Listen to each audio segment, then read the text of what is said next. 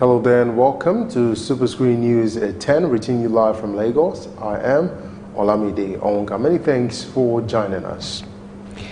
President Muhammadu Buhari has officially declared his intention to seek re-election in 2019. According to a statement released by the president's personal assistant on new media engagement, Bashir Ahmad, he said the president made the declaration at the ongoing National Executive Committee meeting of the ruling All Progressives Congress APC. The president has also asked party members to grant waiver to the party's national chairman, John Oyegun, and other members of the National Working Committee who wants to seek re-election.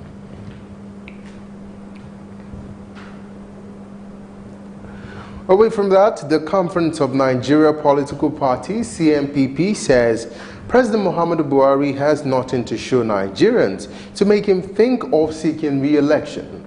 You will recall that President Muhammadu Buhari yesterday declared his intention to run for the presidency a second time in 2019. While reacting to the president's declaration, the CNPP, in a statement signed by Secretary General Willie Ezogu, said Nigeria should be thinking of electing a patriotic politician who understands economic dynamics and inclusive governance system.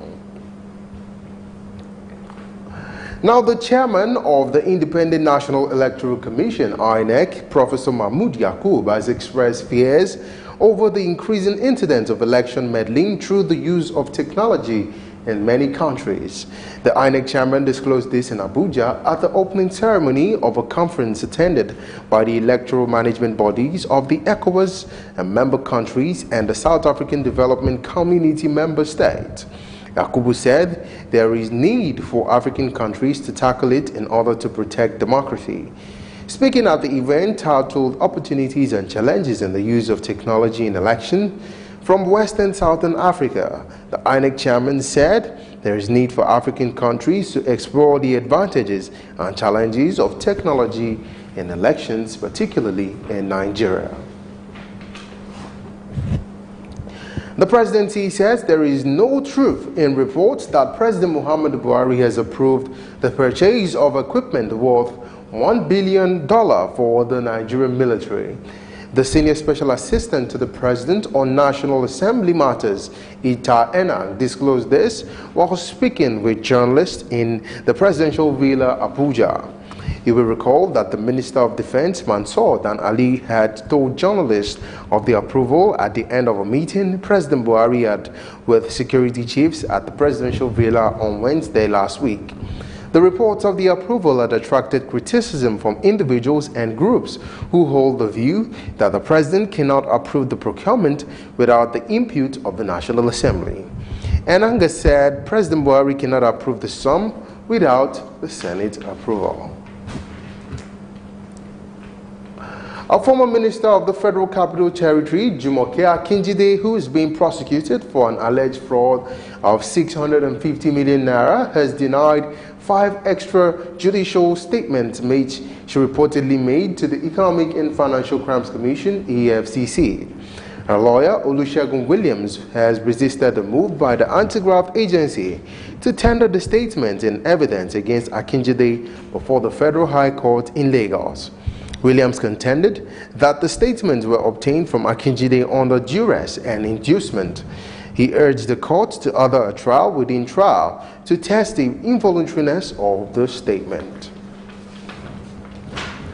And now the Edo State chapter of the People's Democratic Party has backed a call by former Governor Adams Oshomole on President Muhammadu Buhari to adopt a ruthless measure against the alleged looters. Oshomole, during an interview with journalists, has advised President Buhari not to show mercy to those who have allegedly plundered the nation's treasury. However, in a statement signed by the PDP Publicity Secretary, Chris Neikare, said while it supported the call, the president should begin with the immediate past governor of the state. But reacting, Oshomole said he had no case to answer anywhere in the world. The party said the Edo State PDP supports Adams Oshomole's calls on the President Buhari to be ruthless with the looters. Now, Rivers State Governor Nyesom Wike says one of the biggest achievements of his administration is eliminating upland and riverine dichotomy, which has plagued the state in the past. Wike disclosed this in an interview with journalists on Port Harcourt. Also said the administration has been able to promote unity in the state. In this state before, all you see, all you hear, are so tribalized that this, you are from this upland, you are from this riverine. And so people were not doing things as if we were one rivers. So we believe that one way we must achieve, if we see ourselves as one, and once that is done, then we are moved to the next step. So today, I am concerned that that issue of upland and riverine is no longer necessary. We see ourselves as one river state. The governor noted that Rivers State has made tremendous progress in the last 3 years as a result of prioritizing project execution. Our concern is to make sure that we use the economy, the potentials of the state for the greater interest of our people by turning around what we have or what we used to have. Our concern has always been, one, unite the state as it is today. Two, making sure that Rivers State takes its rightful position in the committee of states in this country. A group under the aegis of Coalition on Conflict Resolution and Human Rights in Nigeria when this crisis started, and its affiliates has urged the Nigerian Army to extend its Operation Cat Race by 60 days to enable the military effectively tackle insecurity in some parts of the country. The group had a media conference held in Abuja, sought the approval of President Muhammadu Buhari in the extension of the exercise. When this crisis started, most of the community cried out that the presidency is quiet, the military is quiet, everybody is quiet. What is happening?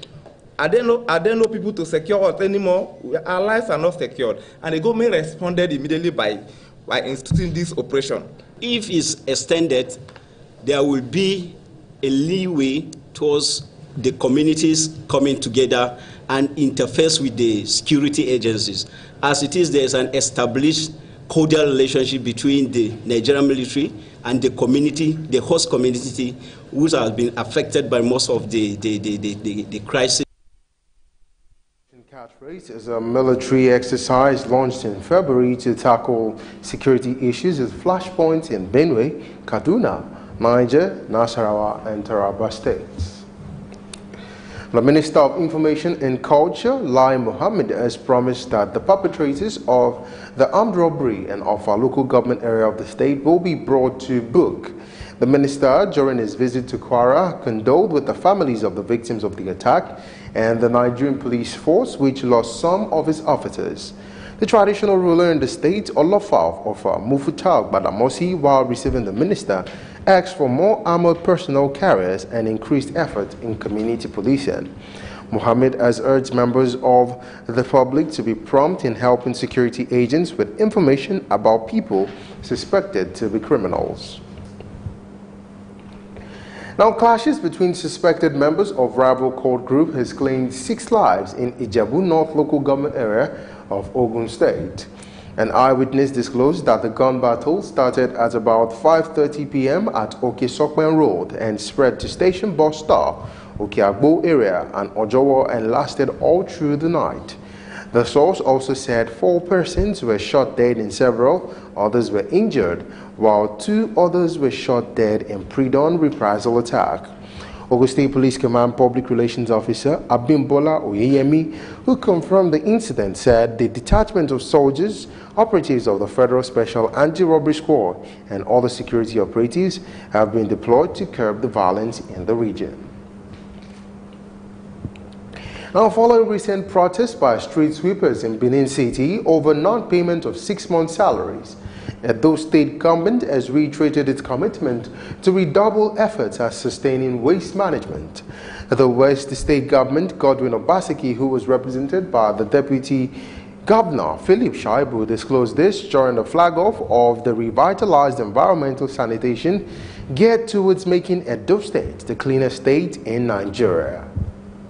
The renewed effort by Edo State government with the local government, collaboration with the private sector, is to enforce with vigor all the laws that will make our environment safe for all of us. To ensure that the people live in a very healthy environment. Like I have promised the market women, we are trying to evacuate completely all the waste from the market so that there will be conducive environment for buying and selling. On the spot, the waste management consultant to the state government, Ola Oresenyo, said one major responsibility of government is to ensure the well-being of the people, a view corroborated by others.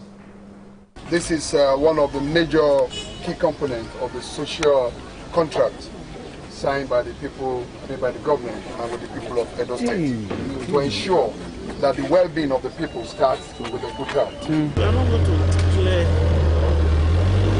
environmental day and say people should not move around. We are doing this as people are going about doing their business. You're watching Superscreen News at 10. We'll take a break now. When we return, we'll take some news from the business world. Stay with us.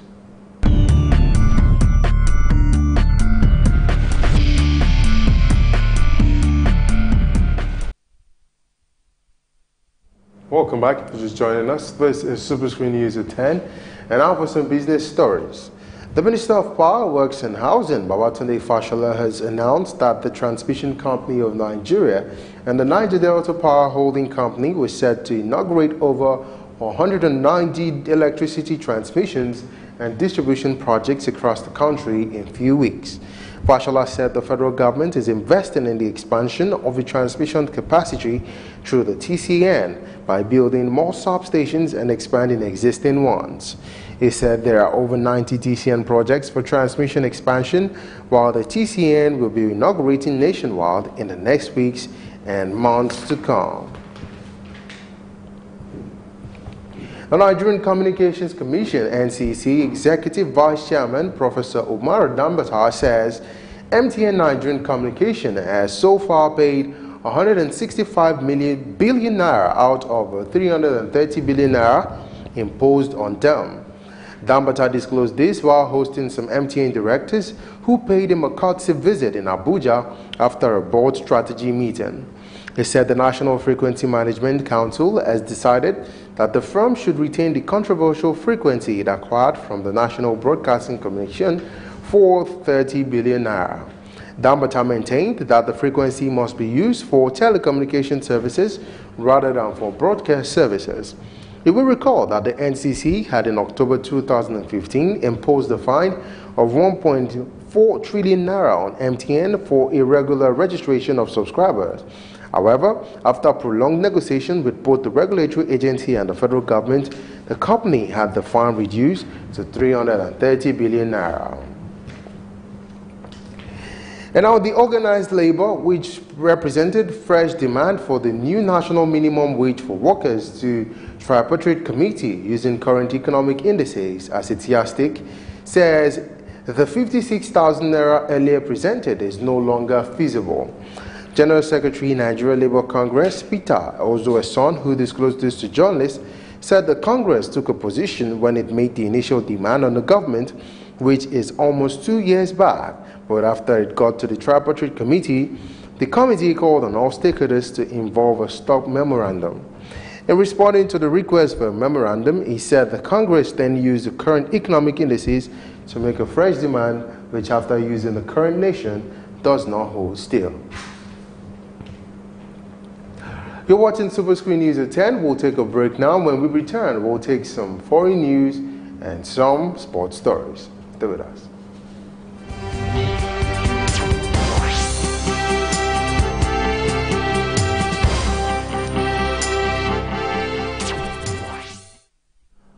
Welcome back. And on the foreign scene, the government official says at least 8 people, including children, have been killed and several wounded in a bomb blast in Afghanistan's western Herat province.